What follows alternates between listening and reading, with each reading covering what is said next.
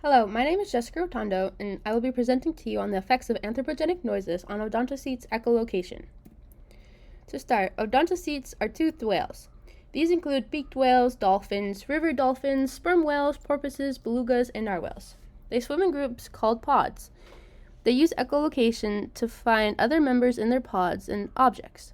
There's a lack of understanding of the short and long-term consequences that anthropogenic noise has on Odontocetes. So what is echolocation?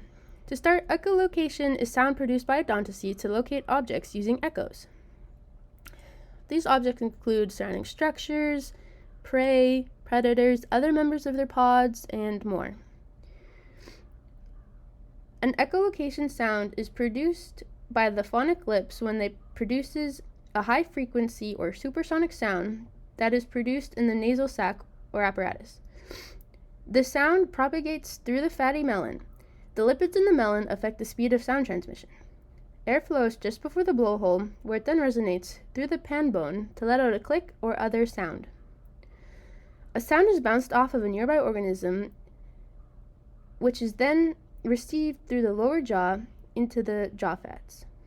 The sound is then directed into the ear, specifically the axillary bullae, from which then the odontocete can identify its target of interest.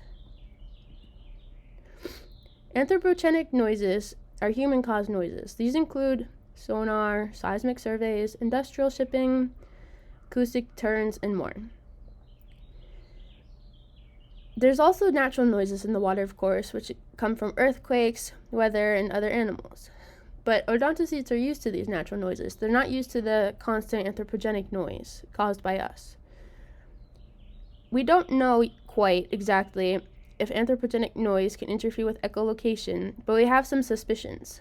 There have been studies on the startle reflex, which is when a certain sound is played that disrupts an odontocete's hearing or reception of echolocation, and it just sort of stuns them. And there's fears that this can lead them to separate from their pods or get dislocated, and this could lead to pod separation. So why should we care? There's been links to anthropogenic noise and strandings.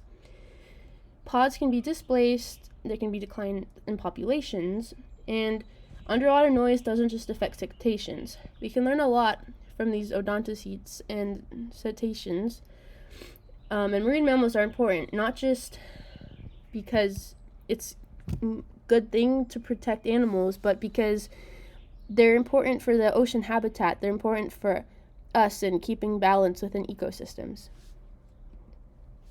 In conclusion, should we be using acoustic deterrents? Should we have all this noise in the water? We should lessen ocean activity. We should mitigate, not just react to all of these strandings. We need more research. This image shows what a poorly managed future would look like, with great glacier reduction, stronger storms and winds, increased ship trafficking, lots of fishing, lots of pile driving for wind farms, underwater mining and oil mining, all of that.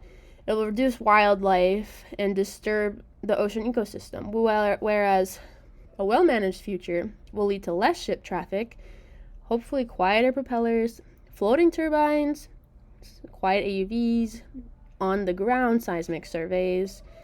This will lead to a much better future.